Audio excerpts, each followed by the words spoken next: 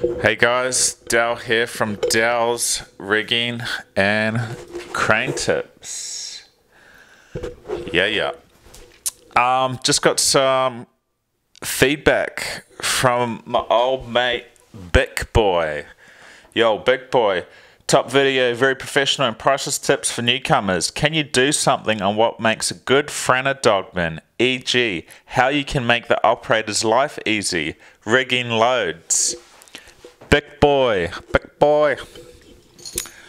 Well, look, since I get back to my subscribers, because I'm a good fella, because I'm a good lad, this is what I've got for you.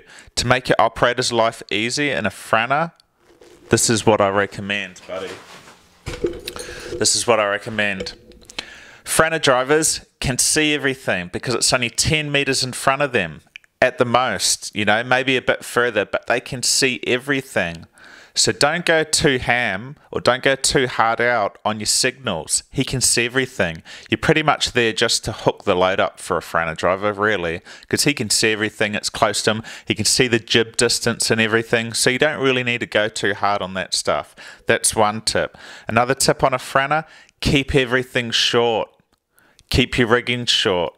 Keep everything short. As soon as you leave your chain 6 meters long, that means you're introducing more boom for the Franna, more likely for it to swing around and tip over. So in a Franna, and you always need to get underneath roofs, you need to go into like garages and industrial areas, so you need to keep everything short. Keep everything short. That's another good tip. Because, you know, maybe he needs to get the truss pack on top of the roof. He needs to get something else. And if he's got a long load, it's not going to help him very much. So keep everything short. I guess tie things back to the right spot. Don't tie it to the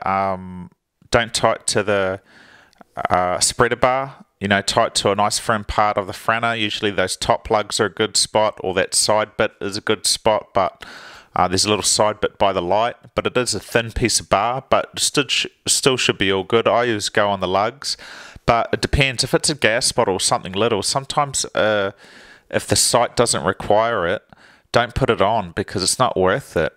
The load's just going to spin around. There's no way, unless you go over something big, that'll go over the boom. But you don't need a tagline, so use a tagline when necessary, but that's about it. When backing up a Franna, he only wants to know if he's going to hit something. He can see his crane. So, I mean, don't start like, oh yeah, go left, right hand down. He knows where he wants to go. He can see himself.